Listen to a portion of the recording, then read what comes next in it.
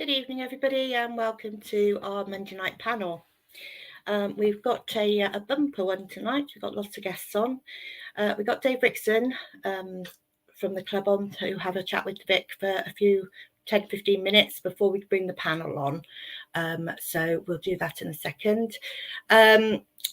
Nothing really to say other than we did have a survey that members filled in. One of the things for the Monday night panel is they would like to see other guests on the panel. We are open to anybody coming on. They just have to tell us. Can't have this crystal ball that thinks, oh, I know somebody who wants to come on here. So if you do want to come on, please get in touch with us. We don't stop anybody from coming on. Other thing is, if we're just making the rota for next year for the on the sofas, so if there's anybody that you want me to try and get hold of to come on the sofa, again, please get in contact. I will try my best. We've got a few already lined up for the new year. We've got Darren Ward, we've got Adi Vivash and Nikki Hammond, or January, February time. So we've got a lot of slots to fill. So if anybody wants me to try and get hold of anybody, please just let me know. Okay, so let's bring Vic on. Hi, Vic. Hi, Chris. How are you this evening? Are you okay? Good. You okay? Yeah, I'm very well, thank you. I'll relay my snow-related story about Barrow, and then I'll get that out of the way in a minute. Is that okay with you? That's absolutely fine. Yeah. Just SAS travel news. They're open tomorrow for phone bookings, but they're taking a reserve list for Northampton, which is the 29th, of course, a Thursday evening. They need lots of interest to be able to run another coach. Now, if you want to get to Northampton via coach and you want to find out if you can get a coach, a second one, they need lots of bookings tomorrow night for that, for the reserve list. They need to order that bus by Wednesday, because obviously Christmas is upon us, and so they need to know that information.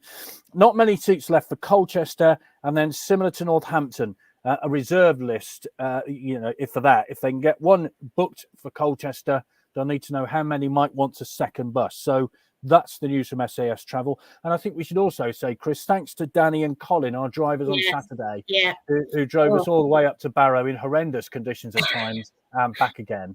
Well, you didn't know what the next mile was going to be like. Was it going to be hail? Was it going to be sunshine? Was it going to be sleet? You just didn't know. So, no, well done to them.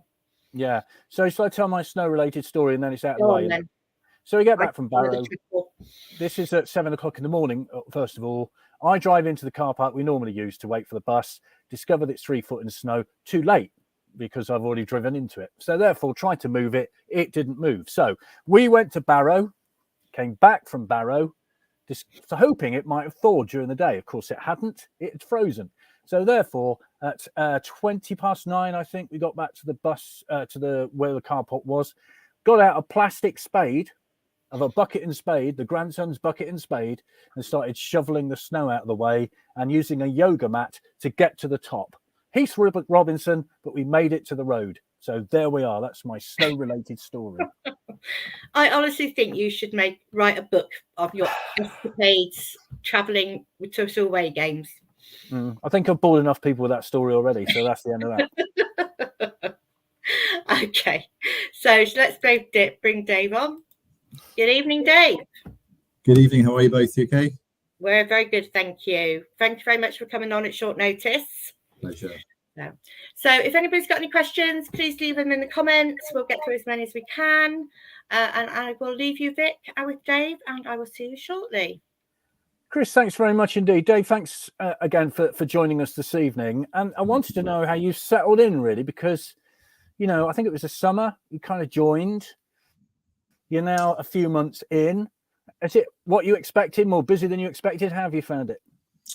I think firstly, I'm really enjoying it. I think I had expectations of what the role would be. Obviously, we don't have a huge team. And as you can imagine, in a media team, it never stops. So from that aspect, it's very full on.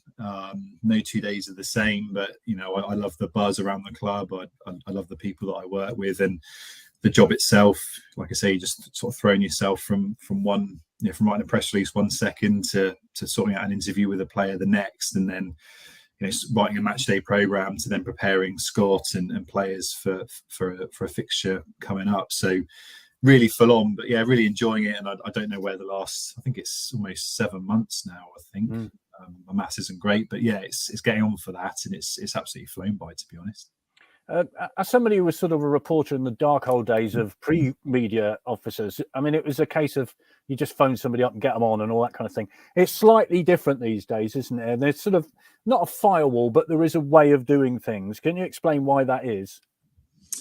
Yeah, I think it's important nowadays to have processes in place when it comes to organising, interviews and player appearances. I think a few years ago, it was really as easy as that. You would just go and grab the player and stick them on, saying, look, you're doing this at 2:30 or whatever, and you're sort of away with it. But I guess at the moment, players have strict schedules, from training to even their downtime.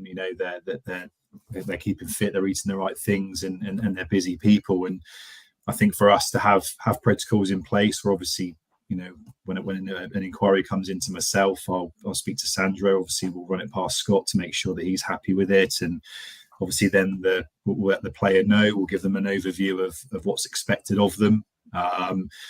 The lads are great, that pretty much every single time I bother them with another media inquiry, they're always really willing, and that they all speak really well and are really willing to do all sorts of different things. So as you can imagine, we get approached for all sorts. It's not just the BBC. Obviously, we've had players on for yourselves as well, but there's community appearances, hospital appearances.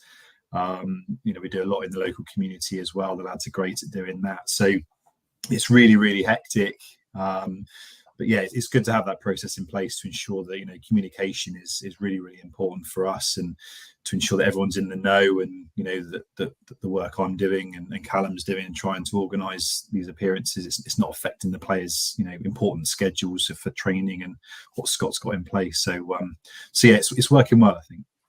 What about training? Do they get any media training? Because I think it's important, isn't it, that young players certainly would know what they're going into. And we've got Mr. Hawes on a little later, part of the panel. He's there every week interviewing people. A lot of young players won't necessarily know what's going to come. So does training come into this? Do you do a bit of media training? In all fairness, we haven't done a huge amount. I think mainly just because it's just been so busy at the moment. But it is something that's definitely on our radar. I know, having spoken to Sandra, it's something that we're really keen to do. I think we're actually really fortunate in the fact that the lads that are at the club already, they're naturals, really. Any sort of question that's thrown at them, like you say, I can only prepare them as much as I can, pre and post match. But they speak really well. They speak honestly and openly, and they've just got that natural ability to do it. I think for those that maybe don't feel as confident, I'll do my bit here and there to work with them, and it's just a case of just sort of gradually easing them into to media appearances and that sort of thing. But it's definitely something that we'd like to do moving forward. Obviously, Sandro's got a media background as well, and has been in the industry for a long time. I've done it previously in my role, so I think moving forward, if we can find the time to do it, which is easier said than done, as you can imagine, then it's definitely something we want to do. But a lot of the lads have come from big clubs, especially the boys that arrived in the summer. You've got obviously Marcel, Tom Clayton. They've come from big Premier League sides, and obviously it's part of their development as a young player. It's a really important part of their schedules when they're very, very young. So it's not usually the case at this level, but it's definitely something that's on our radar, and we're really keen to do. One thing we talk a lot about, of course, is mental health, and there have been examples recently of a player getting abuse on social media. How difficult is that to deal with? Because at the end of the day, these are young men. None of us go to work trying to be bad at what we do. We all go to work to try to do the best we can. If it doesn't go quite right, then it doesn't go quite right. How does that? How do you deal with that as a football club? Yeah, it's not easy, I must admit. Again, the fact that it's just Callum and I, obviously, we can, everything that we post, we put out. Obviously, we monitor the majority of the comments that come in. But as you can imagine, when we're posting various different things across Twitter, Instagram, Facebook, YouTube. There's so many channels, and you get so many sort of reactions and comments to that. It is difficult between the two of us to sort of monitor every one. But Callum's great at doing that, and that's his sort of one of his main focuses. And yeah, it's really difficult. And I think the frustrating thing for me is that social media has so many positives. It gives people a voice and it brings people together, but there is a huge flip side to that, and it also gives people the ability to abuse others, and really get away with it to a degree, as bad as that sounds. We've had a few comments. We sort of set ourselves a barrier, really, and don't get me wrong, no negative comment is acceptable, and that goes beyond doubt. But as you can imagine, there's only so much that we can do as a club. We've reported a fair few to the police that we think oversteps a mark, goes above and beyond that, and we've had to do that, and we're more than prepared to do that. The police, of course, are in a difficult position because there's not a huge amount they can do. And again, unfortunately, with those that do choose to take to social media and abuse players, Scott's had a fair bit of it as well. If we block these individuals, they create another account and they go again. So it's as sad as it sounds, it is almost a fighting a losing battle, really. We can only do what we can do, and we do our best to do that, and we'll continue to do that moving forward. But I think it's a sign of the times, unfortunately, with social media, until the big guns in charge of the likes of Twitter and Facebook put protocols in place to stop this sort of thing. People like myself and other people in the same role, trying to protect the reputation, trying to protect players, managers, key stakeholders, that sort of thing. It's a tricky task, I must admit. It was rather heartening on Saturday. I think the incident to which I refer. One of our players got a lot of abuse following a mischance up at Barrow. But what was heartening was the amount of support he got as well.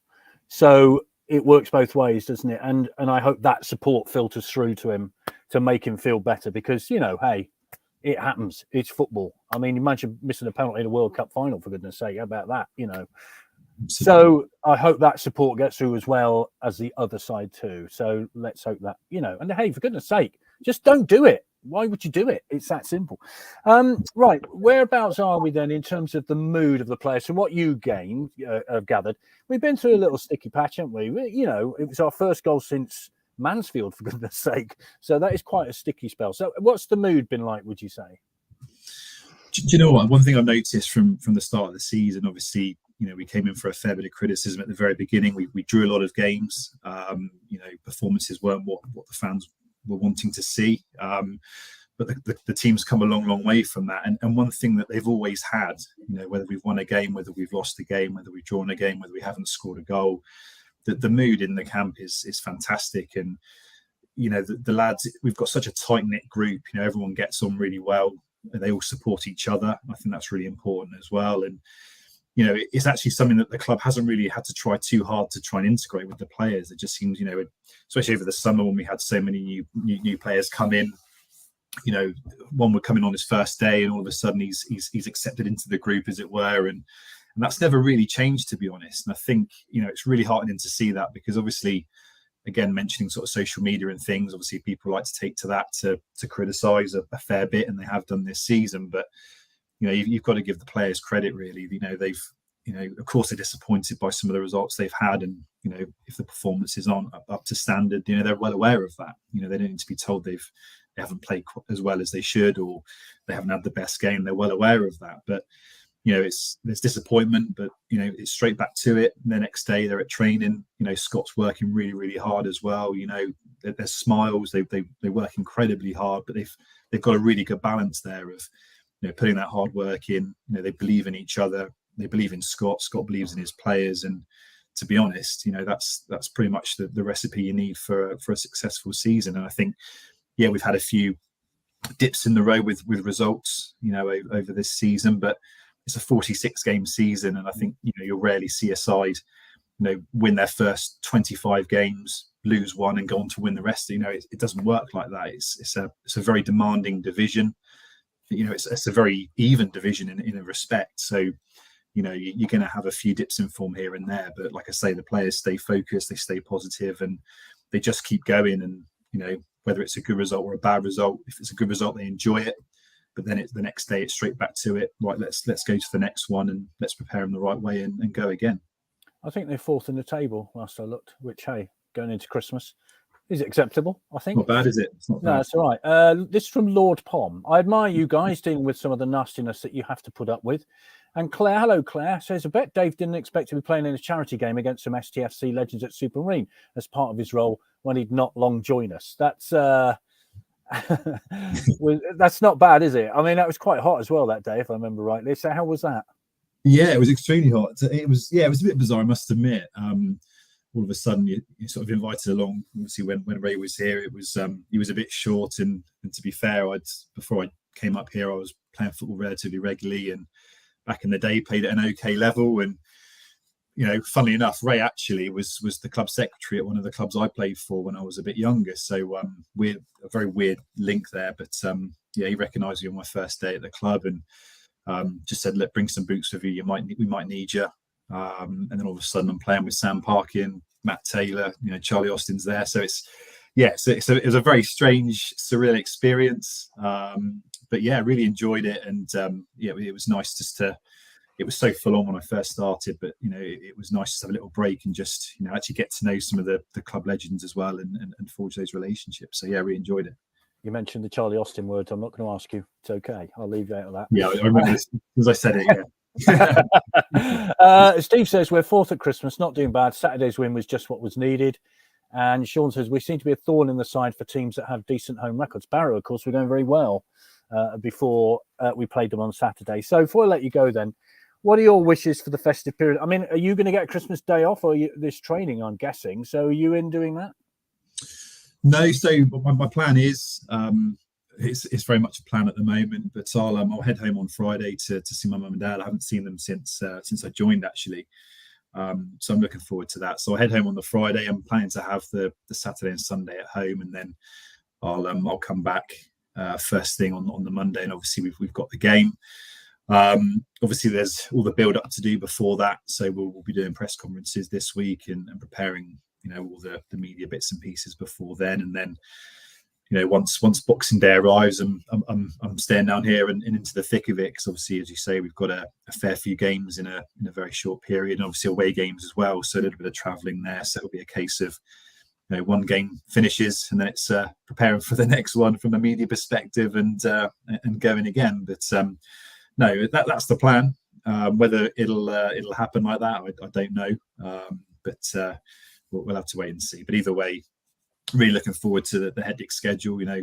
Being a huge football fan, football's always been a really important part of my life growing up, and the Christmas period is just game after game after game, and you love it. And working in it is almost an added bonus, to be fair. So yeah, really looking forward to it. But hopefully my mum and dad will recognise me when I turn up on Friday. And the boss is back, isn't he? Over Christmas too. Yeah, I believe so. Yeah. I'm not sure exactly when, but he's. I think he's probably packing the suitcase very shortly, and he'll be back over. So it'd be really good to see him again. Obviously, as soon as he comes in, he just brings a real, a natural buzz around the place. And I think actually we've had a fair few good results when he's turned up and he's in the terraces. So hopefully that's a good omen as well. He tends to bring a bit of luck with him, which is good.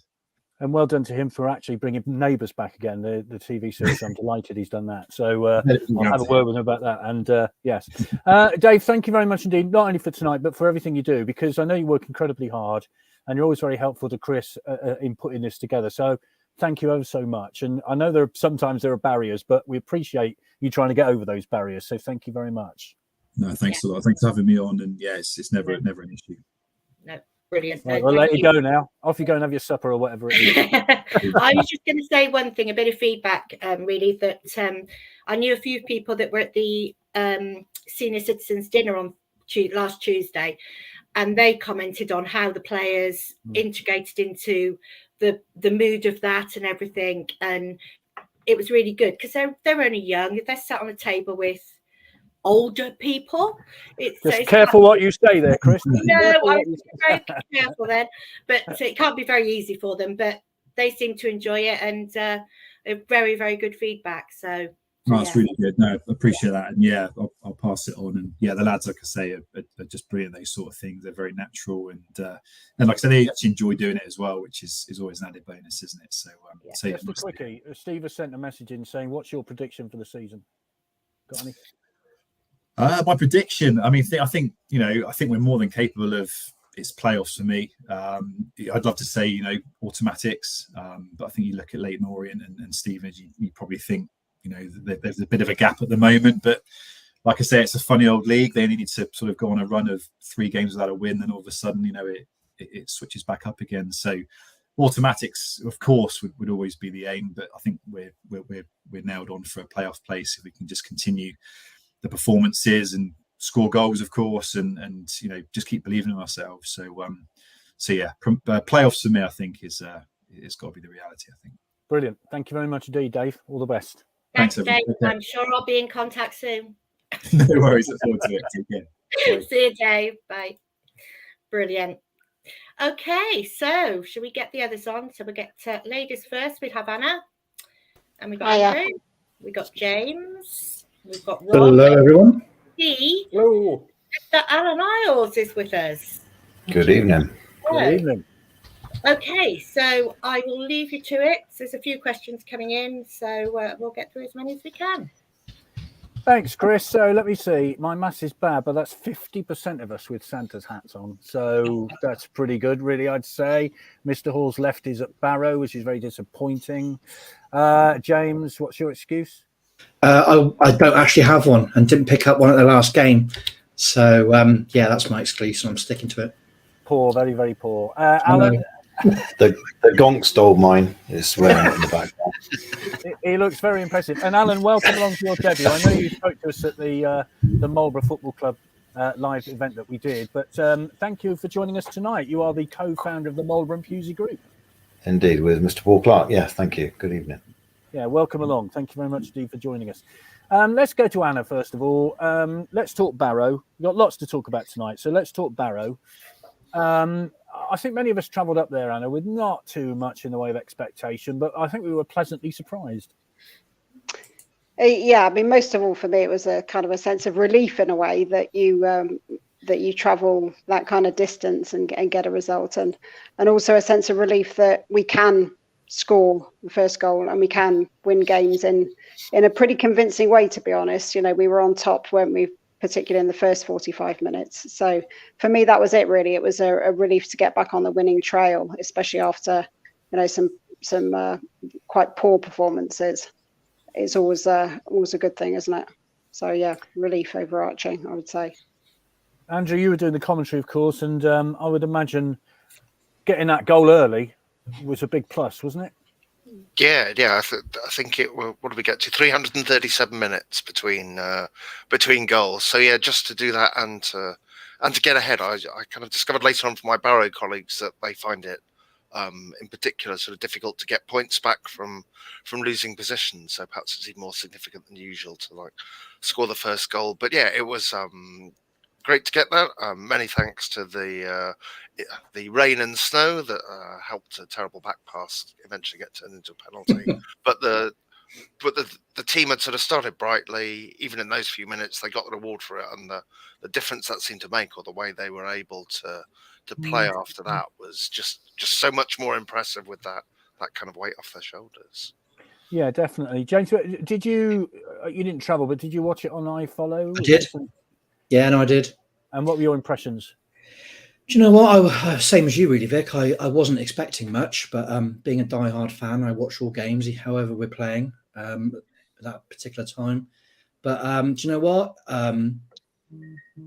The game excited me. I thought we played really well. I thought we started off fast, which we desperately needed to do, I think, which we haven't been doing recently. And actually, we played some great football. And the only thing for me that was missing from maybe even a 3 or 4-0 win was really just having someone in the box that could actually put some of those chances away. I think had we had a fox in the box, if you like, we could have easily won 3 or 4-0. Interesting. Maybe a name comes to mind, but we'll leave it there for a minute. This is from Peter. You'll be disappointed by this, Rob. Anna Wynne is having the best Santa hat. Oh, I've no doubt thanks about so that. I look much. like Wee Willie Winky with mine on, so I've no doubt at all that Anna's is the better one. Yeah, absolutely. Well, mine extremely large head, kind of, Your view on the Saturday, Rob? I mean, it wasn't the greatest of football matches, but I did think some of the football we played was rather excellent. Honestly, it really surprised me. It was based on what we've seen over the last month or so. And I think the last time we were all on together was Crawley, which was such a dire game that you really struggled with the build up to this one in thinking that can they actually turn a performance back in again. But it was all absolute credit to the Barrow ground staff for getting that game on. Everything else in the division seemed to suffer apart from Leyton Orient. So all credit to them for doing their best to give us 3 points, because ultimately that's what happened. And the performance first half was day and night compared to what we've seen in the recent weeks. The pressing high up the pitch, which we just have stopped doing over the course of the last 18 months or so. Suddenly they realised that the ball at the feet of the goalkeeper or at the feet of the defenders, they didn't like the touches on that pitch. It was a difficult pitch to make sure your first touch was really, really solid. And with Reid back in his best form, it was as good as we've seen Louis Reid this season, without a shadow of a doubt. He just knitted the team together once again. And that first 45 minutes was an absolute pleasure. We couldn't believe at halftime that we were only one up. We should have been a lot further clear. And clearly that made for a tenser second half, let's say. But all credit to them, because they really dug in to get those 3 points in that second half. A lesser side would have gone under, even though Barrow weren't the best team at all. Everything, when they started to throw on 6'4" 6'5" players, bang the ball long, it was all the recipe for us to fall apart in that second half. And they held firm and they got a really, really well-earned 3 points.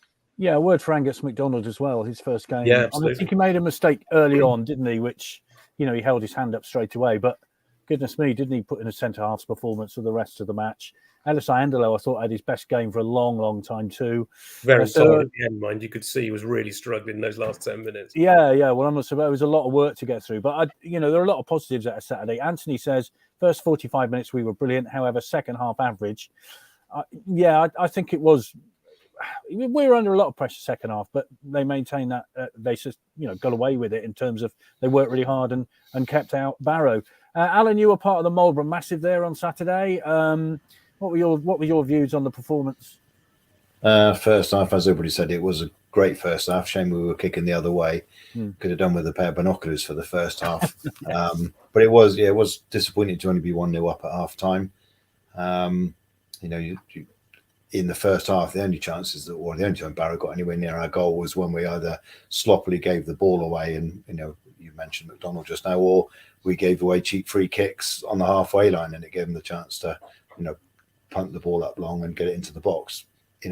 In open play from the back, them playing for the back, they did very little in the first half. And like you say, it was because of that press. We pressed really well, and I don't think it's something we do enough. Technically, we've got some really, really good players, throughout the whole squad. I think we've probably got as good a technical squad as anybody in that division, certainly based on, what I've seen this season. I think some of these other teams try and play football above their means or beyond their means. And I think Barrow, one of them, for them to be passing it around along the back line is asking for trouble, especially as you say, the pitch cut up a little bit bobbly. I think we should be doing that more often to teams. And I think Dave's saying the automatics are out of reach. I don't think so. We've seen what we've got. Stevenage and Northampton are two of the three teams in there. There's nothing special about either of those two teams, I'm afraid, from what I've seen. So yeah, good day. Bit of a trek to get there because the horrible motorway conditions, but yeah, ground out the result. Could have made it a bit easier with a little bit of finishing and a bit more shooting second half.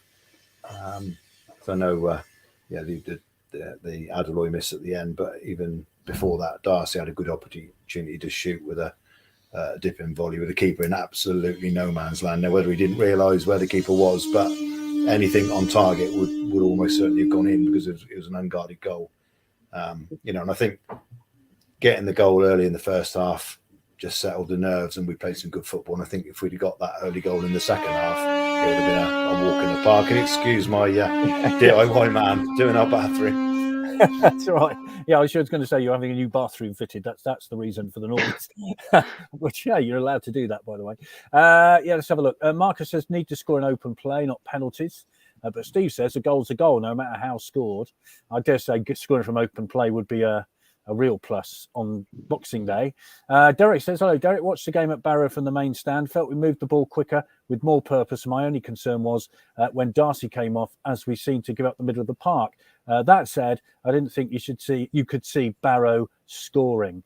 Right, here we go. This is from Kevin. And I think many of us on the way back would have been looking at what was going on social media. Was the panel disappointed with the reaction from Sun fans towards a certain player? We are fourth. I think we all know what that was relating to. Anna touched on it just now. Adeloye had the chance in the last couple of minutes. He went to go around the keeper, didn't actually score the goal. Hence, he seemed to get a load of abuse on social media. And I don't understand why people would do that. I just don't understand. He didn't mean to miss it.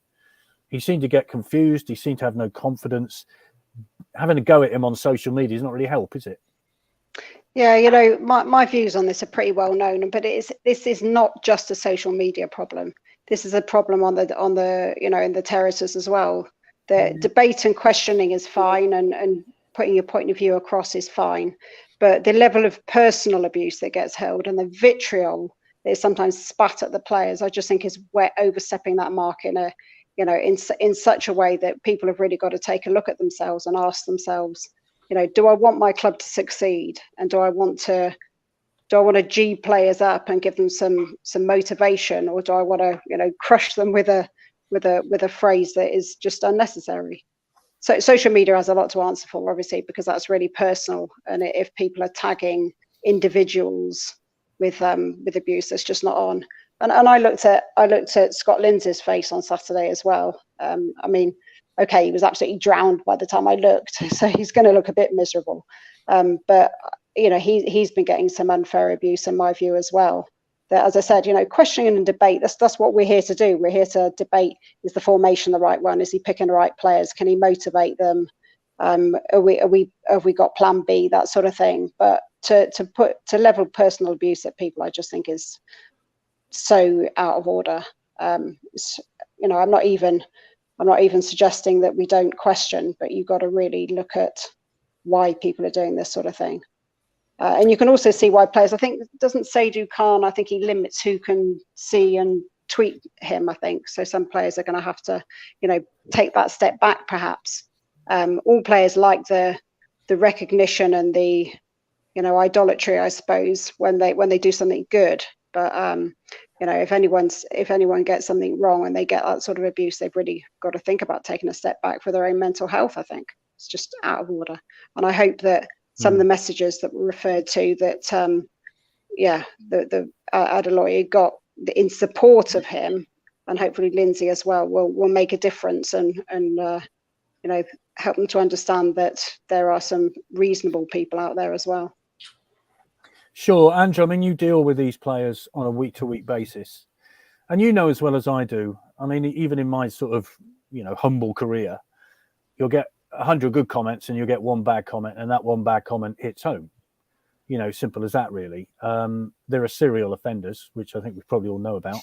But I kind of, how do they deal with it? Do you know, have you spoken to any of them about it, or is it a subject that's not really mentioned?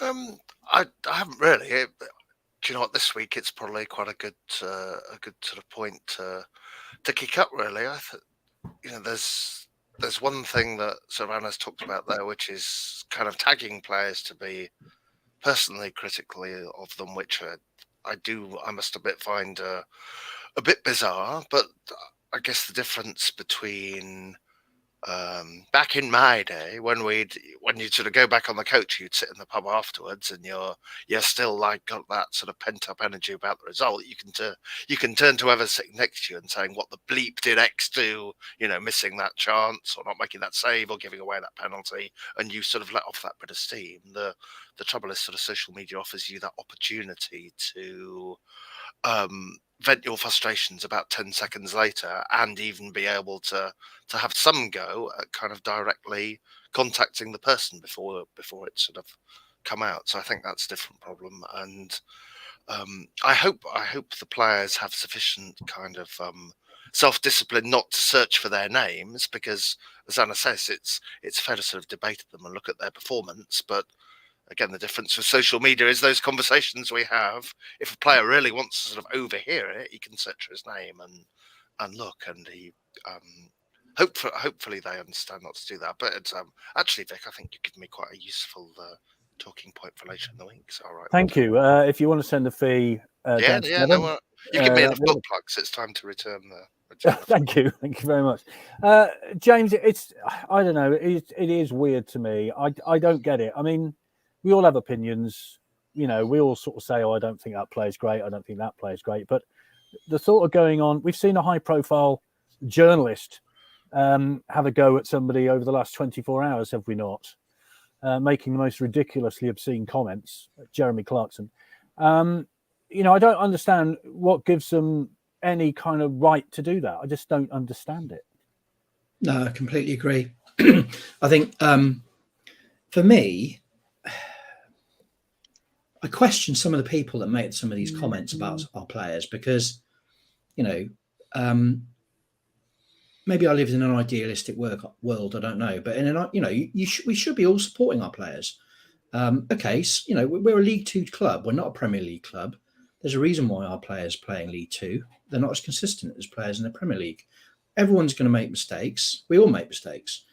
But why are some people going so low as to kind of criticise on a public platform, in such a horrible way, our own players? Surely we should be supporting those players and saying, look, made a mistake, but, I'm sure you'll get another opportunity. And, next time, I'm sure you put the ball in the back of the net. I just don't understand why our own fans feel the need to, react in that way against our own players. Because the only thing that's going to happen is you're basically going to lower that player's confidence, enthusiasm, what have you, and they'll probably just get worse, not better. So it's a complete and utter ridiculous thing to do. I'm not going to comment on Jeremy Clarkson because I think the chap's an absolute fool. But I think, a lot of these famous people, in quotes, do it for a reason. He's probably got a book to sell or something, I would imagine, for Christmas. And he wants to be in the media.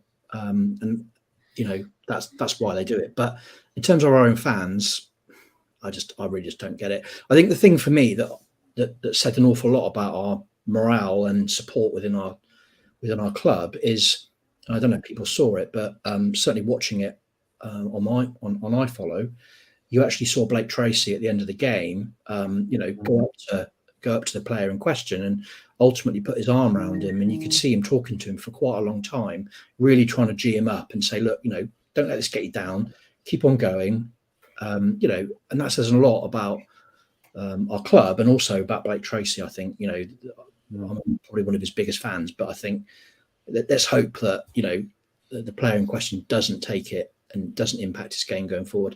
If I was a player, I wouldn't even be on social media, I have to say. No, really, I just think it's too toxic. Yeah. I'm going to take this off now because I'm by a radiator and I'm kind of getting warm.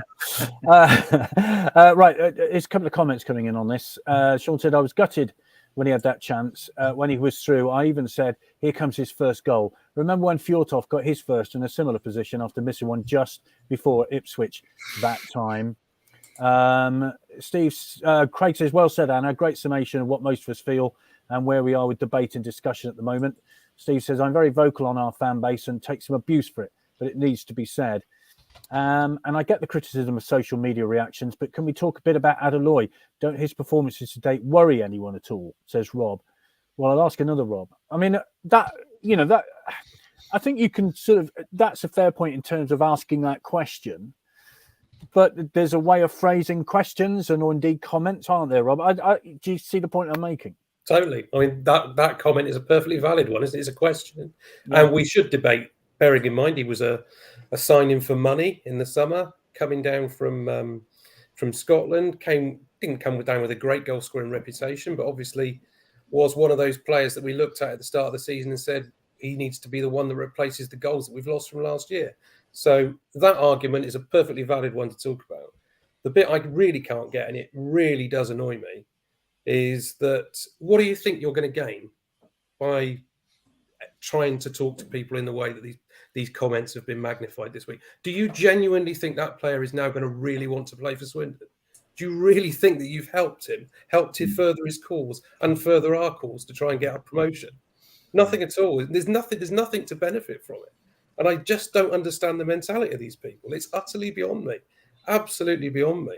When I look at that, I just looked at the hat that they've got here, and it's got OSC on it, and the S stands for supporter. That is what we're supposed to be. That's not saying we have to support everything that happens in the club and not be critical of some things. Of course we are, but there is a way and there is a means to do it. And how on earth anybody possibly thinks that they will be doing a better job next week because you've absolutely taken a strip off them, I have no idea. No idea at all. Just utterly baffles me. Well, Brad says, what made me laugh is some fans hammered Tyree Simpson at the start of that last season. You might well remember that. And look how he turned out. Andy says some of our so-called fans need to give their head a shake. Last year it was Gladwin getting all the stick. One comment about, Alan, your noise. It sounds like Chewbacca on my phone. So are you filming Star Wars? It could be. I've been sworn to secrecy on that one, so you'll have to wait and see. Okay. What are your views on this then? Well, I don't see there is no positives coming from abusing anybody in any way, shape, or form in that way, because on Boxing Day, and he puts the red shirt on and he's playing, all those same people will be supporting him and wanting to score. Of course he will. Now, is he going to be a better player come next Monday than Saturday based on people giving him abuse? Of course he's not. I manage people in my day job, and if I was to give any of them any abuse, am I going to get a better performance out of them the next time they've got to do their job? Of course they're not. It's ridiculous. So, to Rob's point, we're supporters. Let's support these players. It was frustrating that he didn't score. Of course it was, because that would have pretty much wrapped everything up there and then. But, and I was frustrated that we didn't score. But, I don't go abusing people because he didn't score. Pretty sure he didn't deliberately miss that opportunity. Probably had about 10 options going through his head as he ran from the halfway line to the point where he got the keeper. Do I shoot, chip it, go round, and in the end did nothing? But it was frustrating, but there's no excuse for the abuse that was levelled his way. We should say that he outstripped the defender to get to the ball in the first place, didn't he? And then a few seconds later put a magnificent ball across the face of goal, for which Murphy could have got a second bar for an incredible save from the goalkeeper. So it's a shame he didn't get that one in the back of the net, because that would have been a great response, wouldn't it? And, would have been. Yeah, he did the first bit right. It's just the last bit unfortunately just didn't go right. But there's no reason for doing what some of the fans have done with him on social media. He's not the first player who'll miss a one-on-one, and he won't be the last. I think that's fair to say. We all get frustrated and annoyed, but there's a line you don't cross. Some of the comments on these forums and pages are vile. Kevin says, I get embarrassed listening to remarks about our players. We should be in it together. Lee says, and these supporters wonder why no one wants to come to the club. Now, okay, well, let's draw a line on that one. I think we all know what our views are. Here's a question from Stephen. Do we have enough goals in the side to get into the playoffs and then win a playoff? Anna, I mean, let's go through. We lost Tyree Simpson, who got 11 last season, I think. We lost 34 goals from McCurdy and Payne. We lost a lot of goals. We haven't really replaced them. What are your views on that? Yeah, I mean, clearly we lost some key players in the close season, but bringing in Adeloye and Wakeling and then Jeffcott, those were players that were meant to replace those goals, and for various reasons that hasn't worked out. I would still argue that in Jeffcott, if he stays beyond January, and certainly Wakeling, that you do have a fox in the box type player. It's how they are putting themselves into those positions, i.e. at the moment they're not. So, the number of decent crosses that Hutton has been putting in across the face of the goal, perhaps in recent games, merits somebody being on that post. And I think we saw that with Wakeling's winner, didn't we? The last minute winner. I can't remember which game it was, but that was the position he found himself in. And I think too often Wakeling and Jeffcott, when they've played together, have been just holding the shoulder of the defender effectively and waiting for that ball to come over the top. And that through ball is not going to work every time, particularly if you've got some towering defenders cutting those passes off. So have we actually got players that can finish? I don't know that we've got them to the level we had them last season. I think our goals scored tally so far shows that. Adeloye clearly needs perhaps a run of games. On the other hand, you're going to play someone who's lacking in confidence. It's a bit catch-22, isn't it, that one? But I would say if we're looking at really being serious about, finishing top of the playoff positions, we maybe need to think about strengthening that area in January. And for me, Jeffcott and Wakeling together, when they played up front together, are too similar. So they're playing a too similar role. You want really Wakeling to be playing off somebody and to develop that collaboration. I didn't see that partnership really burgeoning into anything significant between Jeffcott and Wakeling. So that's something else that needs a bit of work. And maybe, Wakeling and Adeloye could be a decent partnership. I think we need to get creative in the way that the strikers are set up. But and we haven't mentioned. We're allowed to mention the elephant in the room. From beginning with Barley. Well, we'll ask our seasoned reporter in a minute about the elephant in the room. Maybe he. Yeah, I mean, but bear in mind, I think a certain Charlie Austin missed a one-on-one when it hit a bobble, didn't he, at Wembley? So everyone does it. Everyone does it. So let's see what they can conjure up in January. But I would say there needs to be a bit of a lift to that front line, either with somebody breaking their duck and then heading on an upward trajectory like Fjordhoff did those few seasons ago, or by bringing somebody else in. I think. Well, Duncan Shearer, of course, he struggled. Duncan Shearer struggled when he first came to the club, you might remember, and didn't score deep into October. Darren says, I think it's a lack of ambition by Dave to say only the playoffs are realistic. Look at Bristol Rovers last season. Well, I think he said it can change quite easily. I think that's what he said. It seems that the art of good-natured critique through humour, typified by the 69ers, and bring the noise approach to Steve White's inability to stay on side, for example, has long gone. The toxicity on social media is awful. So the elephant in the room then, Mr. Hawes, otherwise known as Charlie Austin. What do you know? What do I know? Well, I think obviously the first thing is if he's interested in the best financial offer, then he's not coming. However, I think, Vic, when you've spoken to him, when he's done other interviews, there's that absolute thread, isn't there? Or that feels like a real sort of consistency about unfinished business at Swindon. There's something there for him to kind of wrap up, and so that kind of opens so that sort of opens the door if money isn't the primary factor. So I think that increases it. I think the next question is the sort of the club model of generally trying to bring in more youthful players and bring them on rather than go this way. But if your model, your model says one thing, but you get a unique opportunity to bring in a player who has extra quality at a price below what you should be paying, maybe you should look at your spreadsheets in a different way. So I think there's conversation to be had. I think that I'm sure conversations either have been or will be had. I feel pretty confident on that. And then it's really kind of to some extent down to Austin. But I get a sense I want to pursue it, and then we'll see. Does that help? Yeah, it does help. Lee says, was he at Barrow on Saturday? I didn't see him. Anybody see him? No. Blank faces. I think he'd only played for Brisbane a couple of days before, hadn't he? So I think he would have barely had time to get the flight over and drive up. So I don't think he was here yet.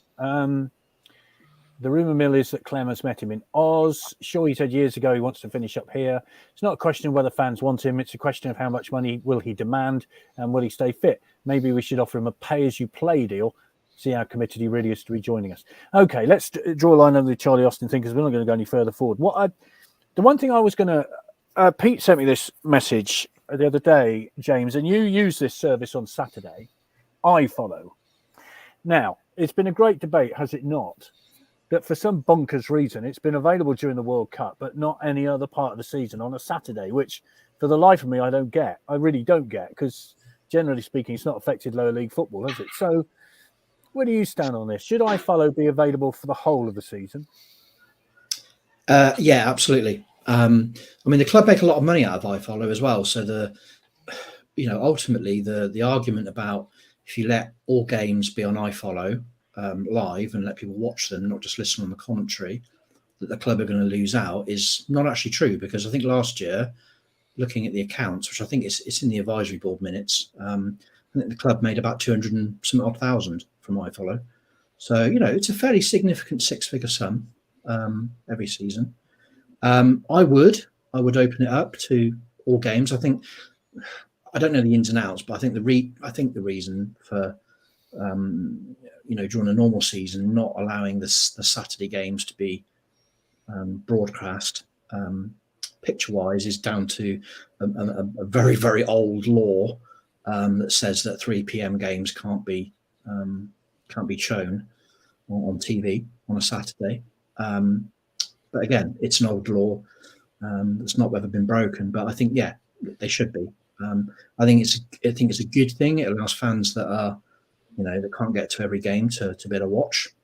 And yeah, the club benefit to the tune of several 100,000 a year. So it's a no-win. I think it's a win-win situation for everyone, really.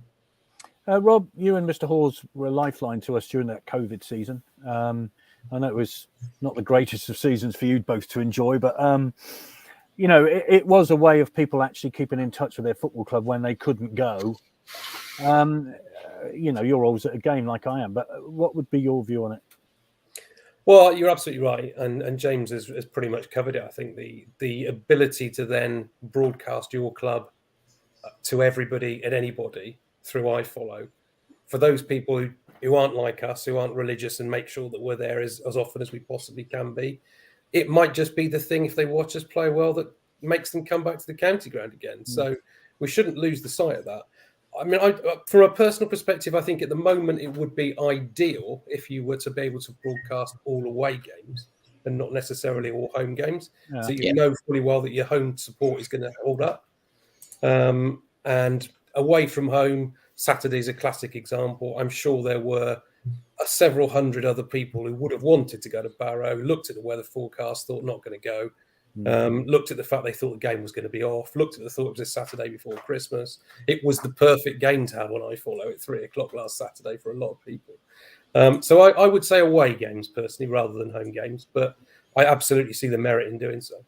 Yeah, I think Pete made the point of games about 100 miles away, which I think is fair, isn't it? Because if you're playing, 70 miles away, you're more likely. Oh yes, there must be plenty of older fans or fans with families that simply can't get to a game, but would be willing to pay to watch a game at home. Lots of money that the club is missing out on.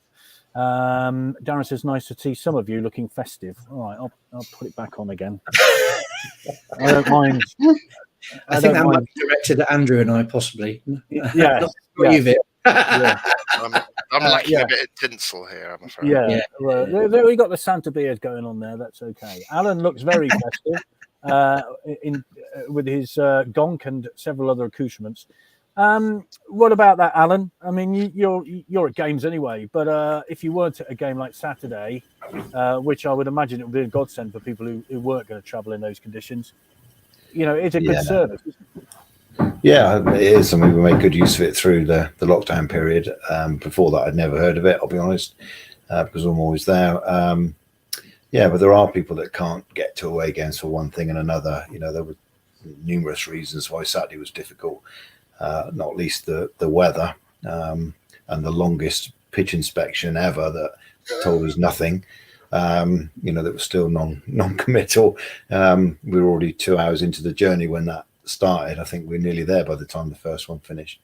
But the trains are on strike as well. So yeah, it's very difficult. So very weather-wise, that would have been an ideal game for iFollow to have picked up and would have helped out. I know we sold 195 tickets, yet the away attendance was only 171. So obviously there were 24 people that dropped by the wayside at some point from buying their tickets. So Yeah. Would be a good option.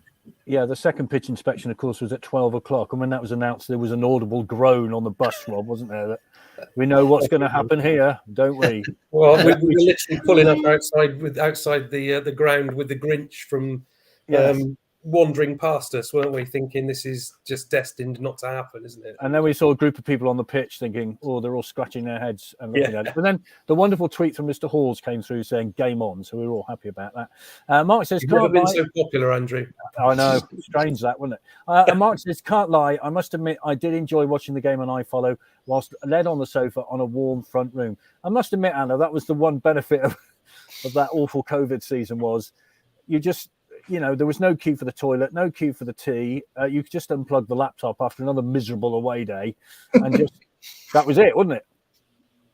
Yeah, I mean, I can see the merits of iFollow. Like quite a few of the folks here, I'd rather be out there at the ground to be honest. But yeah, there's definitely some merit in broadcasting more games to those folks that can't actually get somewhere for whatever reason. But it's I suppose, we go for the atmosphere and sometimes for the social aspects and sometimes for the victory. But yeah, I'd rather. I think there's got to be some rules around the broadcasting of those games, and I'd like to see in future and maybe historically there's some stats around how does it affect attendances and whether it does or not before widening it out too much, to be honest. Andrew, I mean, you were the voice of COVID, if you don't mind me saying so. I'm afraid so, yeah. Yeah, you were, yeah. Did that make any difference to the way you commentated or not? Because it's different. I mean, visual commentary is a lot different to radio commentary, for instance, isn't it? Yeah, it definitely made a difference in not having crowds there to sort of kind of punctuate it, and the sort of crowd almost helps you tell the story a bit or give the listener the sort of insight that even if I'm just finishing some sort of discussion point, there's a bit of noise. It's like they. So no, the crowds are very important. I think in a sort of it's a kind of important layer of how you commentate. I think Rob made quite a decent compromise on away games because the Tuesday night games I think will still be on iFollow, won't they? Because that's pretty consistent. And I suppose the other thing is having kind of done it last week for the Wimbledon game when I was under the weather. It was quite interesting to experience it from the other end. It certainly gave me much more respect. Respect's not quite the word, but much more understanding. I think and empathy for fans who had to follow that season just remotely because it's not the same in terms of being able to be part of the atmosphere or generate atmosphere and. I really miss getting the view of the whole pitch, so it's a good substitute. But I still don't think it's the authentic experience. But like I say, for Barrow away and for midweek away games, which I think you'd still get now, it is a very useful substitute. I think I've heard the odd whisper that in the longer run they might try and improve it in terms of the number of cameras and so forth. So it does seem like it's going to be here to stay in some shape or form. Yeah, I always remember in that COVID season unplugging the laptop, chuntering off down the lane and phoning Rob up and having a moan at Rob about how bad it was. And I needed that bit because obviously I had nobody to moan at all whilst we were going. That was the only advantage of it. You just unplugged the laptop, put it in the cupboard, and then you didn't have a 3-hour journey on the back of it. Right. Before we move on, you mentioned crowds, and I want to get to the World Cup in a minute because there was a fabulous game of football played over the weekend, and the World Cup final that you might have noticed yesterday. Obviously, the fabulous game of football was the one at Barrow on Saturday. But James, I wanted to mention Bring the Noise because crowd was mentioned there by Mr. Hawes. Now, this initiative, and thanks, Tom, for pointing this out, Salford are charging £5, adults £2 for their next game. Adults £5, under 16s £2. That's for the next home match. Bring the Noise initiative. Just explain simply what it is. Named after the old fanzine. Sorry about the 69er, Anna. You'd struggle with that, wouldn't you? Yeah, you would. Well, it could have been a bit, But anyway, just simply explain what it is. Yeah, of course. So, it's something that's kind of come out of the advisory board. The club have effectively asked the supporters groups, so the OSC, the trust, and the two old duffers, to kind of get together and effectively look at the kind of county ground atmosphere and how we can improve it ultimately. And so we're working together as a team on that to kind of come up with ideas on what we think we can do to improve the atmosphere and get more fans into the ground. So we've had an initial chat, and we've come up with some initial ideas on what we're going to do, and then we're going to run that through the club and through Dave Rixon and what have you, because there's some of it is around actually asking the players what they would like, what encourages them. I mean, we can always speculate on those things, but I think it would be good to understand from the players what they would like and what they wouldn't like in terms of helping them improve their game and make them play better from a fan's perspective.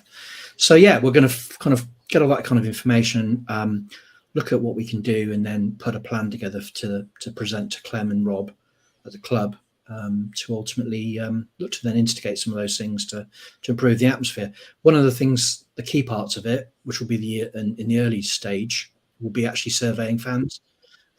So we'll look to go out to fans, OSC, trust, and potentially season ticket holders and regular fans at the ground, to actually ask them, what they think of the atmosphere and how they would like us to look at improving things. With a big caveat around we're not touching anything to do with actually playing better on the pitch, because that's not within our control, I'm afraid. Or we're not touching anything called a DRUM. I think it's indeed. That would be an unpopular move. I think it's yes, it absolutely. So we're excluding those bits and looking at the things that are in our control that we can look to try and do to see what we can do to try and improve the atmosphere. So yeah, there will be a plan put together with initiatives, and as I said, surveying the fans to get their ideas as well, and then obviously look to try and try some of those ideas and see which ones work. Well, Paul says, has James ever seen design plans for the county ground safe standing in the town end? Safe standing was one of the things we touched on, wasn't it? Mark says fill the town end. As far as you know, with the new plans for the town end, does safe standing play a part? There's definitely an element of safe standing that they've considered. I'm not sure it's specifically the town end, but certainly in the ground somewhere, they've looked at the safe standing piece, and I'm not sure if it's hard and fast. That will be certainly in the plans, but I know it's something they're considering. But safe standing is certainly something that's in the initial plan of initiatives, along with getting singing parts of the ground, so people are all kind of congregated to try and make more noise. We're looking at also kind of trying to encourage things to try and encourage other people to sing and encourage the crowd. Plus lots of other things. I mean, there's a whole long list of things that we can do. It's just looking to see which ones we think are the best options to start with. Okay, lovely. Well, we'll continue that as we go through. Just to look at the top of the table, Leyton Orient at the top, 51 from 21 games. Stevenage 44 from 21. Northampton 39 from 20. 6-pointer coming up on the 29th of December, I suggest. Swindon in 4th, 35 from 22. Then Mansfield 34 from 21. Barrow 34 from 21. And Carlisle 33 from 20. Those are the top 7 sides. Sean says, I've heard that the Stratton Bank is being built from scratch, not just a roof added. Right, just before we close then, let's start with you, Alan, and go around the panel. The World Cup final. A, did you watch it? And B, was that the most incredible game of football you've seen for a long, long time? I saw some of the second half and the extra time. I'll be honest, the World Cup has not interested me one bit. Previous to that game, I'd only seen 2 of England's games. That's it. I've spent more time watching non-league football, in all fairness, across that period of time. And obviously Swindon's games are there as well. So, I've just not been drawn to the World Cup at all. Fair enough. Okay. Thanks for that. No, I don't know about you, Anna, but that Mbappe goal, the second one, made me get up my seat. That was just an incredible goal. Did you watch the game? Yeah, for various reasons, I missed the first 45 minutes, but I watched the rest of the game, and it was as World Cup finals go, it's a great cup final. I'd still rather be at a ground somewhere watching a game than sat on the sofa watching any cup final, to be honest. Much like Alan, though I didn't diss the rest of the World Cup, if you like, but I can't get as excited when I'm sitting on my sofa as I can when I'm at the county ground or at Holker Street, to be honest. So it was a fantastic game, and the some really good football being played. But I'd rather see live football. Fair enough, Mr. Halls. I think it's quite interesting because I didn't see it either. I haven't seen it didn't see it live either. I've seen the highlight since. So clearly, just kind of glorious madness. One of those games that gets delightfully out of control. But I think I found, speaking entirely personally, engaging with the World Cup a bit of a challenge, given all the ethical considerations, shall we say, diplomatically around the tournament, which I've never really had that experience or with a World Cup before. Normally, you can force feed me Denmark versus Tunisia on a Thursday afternoon, and I'll be delighted. But it was my consumption of it has been closer to Alan's kind of take on it. But all in all, I guess it's good that it sort of helps international football along, that the final is such a spectacularly good and brilliantly chaotic match. Will it mean that World Cup's remembered more fondly than perhaps it should be? Maybe yes, and perhaps that's a bit of a shame. Okay. Derek said, watched it, not the greatest ever. France only started playing the last 10 minutes into extra time. They did, actually. But I still think, James, that Mbappe's second goal was just, how on earth did he do that? What did you think of that game? Yeah, excluding all of the political and everything else, which I think, like it's already been said, is probably another topic to discuss on another show. But I actually think the World Cup's been really great. I've watched the majority of it, I would say. I thought the final was brilliant. I thought it was really good. The thing that amazed me is that, and again, most World Cups certainly since I've been born, I kind of tend to remember a lot of them, certainly in the early years, as being very cagey types of games, 1-0s, and not a lot of entertainment in a lot of the games. I actually found this World Cup extremely entertaining. There's been a lot more goals, I think, and a lot more kind of non-negative play, which you tended to get in World Cups of old. The final was absolutely brilliant. It was, you couldn't look away really because something was happening all the time. So thoroughly enjoyed it. Maybe it's the time of the year that it was played at was the reason for the better football, more positive football. I don't know, but it was certainly enjoyable. Back on the town end, maybe a price offer for the town end season ticket holders could always be given a voucher or something in compensation. Mr. Hartley, I think you might have seen a bit of the World Cup. So what were your views on it? I saw quite a bit of the World Cup, to be fair. I tried not to miss a minute, as is usually the way. And I hear all the arguments about the relevance of the political aspects and all things like that, but I still can't get away from football. I'll be at every Swindon game. You'll know I'll watch every game I can possibly watch. And it's still, I would do, with Andrew, soak up Denmark against Tunisia on a cold Tuesday afternoon on the television. That's perfectly fine for me. I was suitably compromised, I have to say, yesterday. I can't say I love everything that's across the channel most of the time. That would be telling a lot of porkies, but I did draw them in the sweepstake. So I was suitably compromised all through yesterday's game. And I don't have a love of Argentina, hence previous World Cup histories. So I was fully expecting to be thoroughly disappointed by everything that I watched on yesterday. And I pleasantly wasn't, let's put it that way. I did lose out on 14 quid. Can't be happy about that, but hey, it was a game of football. There was lots of things happening. It was great entertainment. I don't think we can say much more than that. No, it was like a basketball game at the end. I would smugly say that I did tip Argentina at the start of the tournament, but that would be boasting, so I won't do that. But I did. Anyway, thank you all very much indeed. And Anna, well done for keeping that hat on all the way through. Rob, well done for keeping the hat on as well. And Mr. Halls, it's a hat, I guess.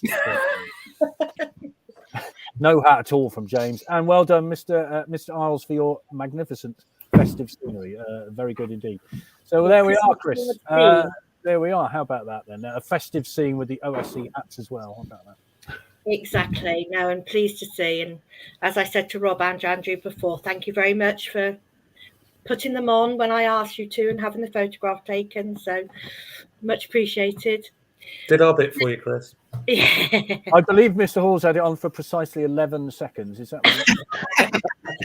We made the effort. That's all I can speed of Mbappe. That was the plan. To be fair, but it wouldn't have been 11 seconds if it didn't take me so long to take a selfie. Thank you ever so much, everybody. For I know it's been short notice today, but thank you very, very much. Much appreciated. Thank you, everybody, for watching. We will be back next week. We won't be here Monday because we're actually at the county grounds anyway. But we're hoping to do one on Tuesday. Keep your eye on social media for that. And all it means is just leaves to say is have a very, very happy Christmas, everybody. I hope it's peaceful, enjoy with your families, and we will see you all Boxing Day at the county ground. Okay, thank you very much, panel, and we'll see you later.